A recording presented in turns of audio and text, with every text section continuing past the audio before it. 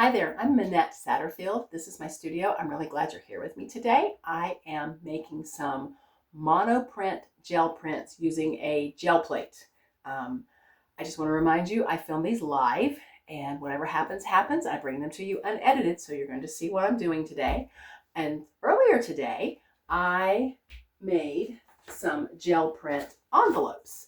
And these are some very simple prints where they're just a one layer print with some stencils, and these are for something that I'm working on. It's not even public yet, but it's a mail association. There's also some collage papers here, and those are the kinds of things that are going to be in these mailings. And I'm also going to be thinking about including something like an art print. These are actually handmade, hand-pulled monoprints, and that is one of the things you can do with a gel plate.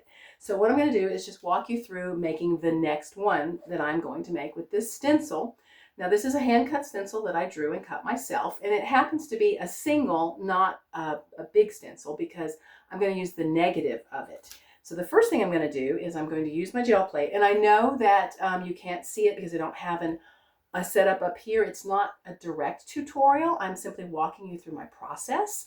And if you want a gel printing tutorial, the Jelly Arts channel has some amazing things, and they're going to explain it better than I do. I'm simply showing you what I'm doing to make these specific art prints. The first thing I'm going to do is, the first thing I have done is I have masked my plate off with this stencil to help me register the paper and also to keep it clean, because that is one of the biggest things with doing these is keeping, I like to have that edge. This is a 5x7. It will fit right in a 5x7 frame and show a little bit of that rough print edge. I think it's a really nice look because it does show the handmade quality. So what I'm going to do first is I'm going to print the background, the first layer, the kind of underneath color. The color of the pear is what this is. So I'm going to use this light bright green, this aqua green, a little bit of that. And all I'm doing is just putting some dots of it here on my plate. And I'm trying to keep it, I don't want to mix it too much. I want it to be a little bit of Naples yellow. I want it to not be too mixed so that it's got some nice gradation. I take my brayer, just any brayer, and I'm going to just smooth the paint out on the plate, trying to keep it from mixing too much. Okay. There. I have paint. And again, keeping things clean, I'm just going to go ahead and roller this off on one of these sheets of paper over here, because I actually use these for collage papers as well, because after you've rolled off a few brayer loads on these, they start to get very interesting. And then the next thing, off my hands, because I'm about to handle the actual print paper. And these are pre-cut sheets of print block paper. So what I have is I have that. It's very clean. And I'm going to peel off my stencil, my masking stencil. You can see it's just a square. So put it over there. And now I'm going to lay this down very, very carefully. Very carefully.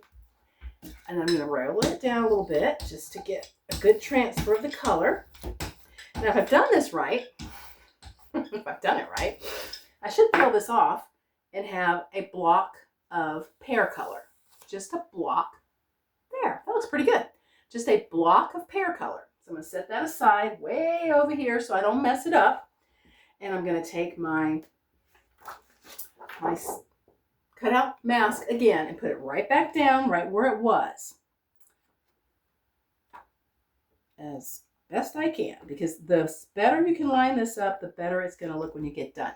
And now the next thing, I'm going to put the top layer, the dark color, the outer layer. And this one I'm going to put down this red violet color because I think it's going to contrast nicely with that yellow green over there. And I'm going to mix a little bit of Payne's Gray in with it just to make sure it's got some dark to it, because it's going to have good contrast. I'm going to roller that out. Ooh. And I may have a little too much paint on this, so I may have to roller some extra off, but that's okay.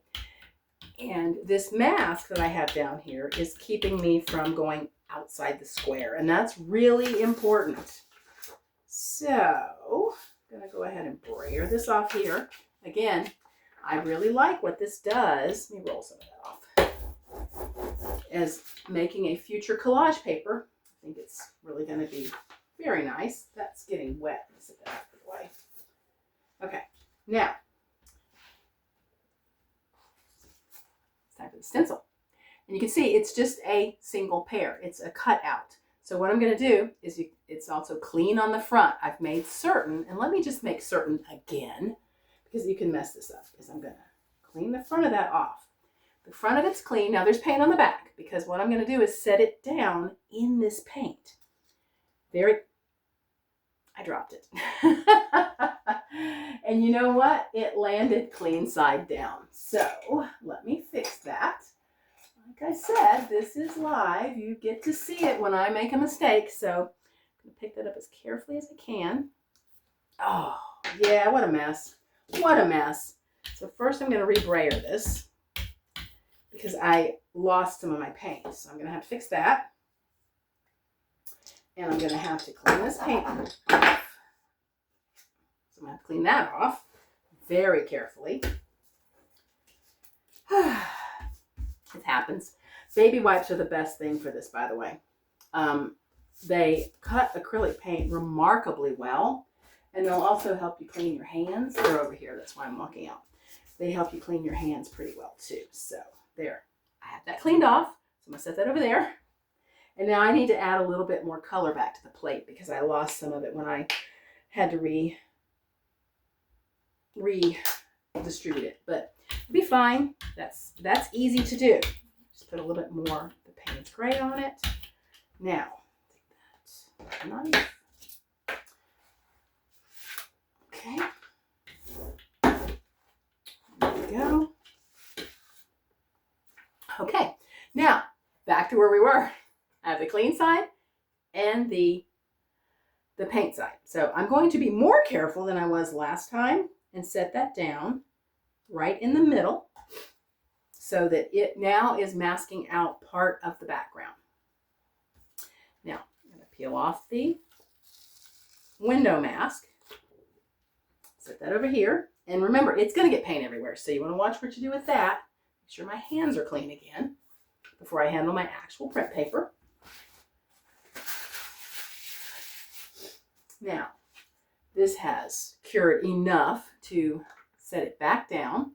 So I'm going to set it back down very carefully, lining it up with the marks from before. There are marks underneath my gel plate that show me where to lay things down because the plate is transparent. You can see through it. I'm getting a little bit of paint on the back. I don't love that, but it's also a real studio and things happen. So I would think that if someone received this as an art object, they wouldn't be upset by that. So I did it right. So you can see what I've done is I've created a negative image of the pear color with the dark ground around it. And sometimes I go back into these and I add a few marks or maybe some outlines with chalk or pencil and then reseal them because sometimes I feel like they need a little bit more of a touch. But this is how I am going to make a series of these Pear Monoprints. So I appreciate you being here with me. I've got some extra paint here on the stencil. And what I can do is use that. Okay, I'm too close there. I can use that to print on a piece of paper, to print a ghost pear. And these are the things that I use as collage papers. I think they really, like I can take the last ghost print off here.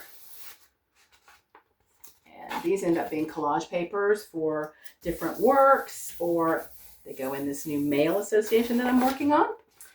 So I'll go ahead and clean the plate up and get on to the next one. Each one of these is individual and hand pulled. So thanks so much for being here and seeing how these monoprints are pulled. I really appreciate it. Remember to sign up for the newsletter to keep up with what's going on in the studio and coming out of it.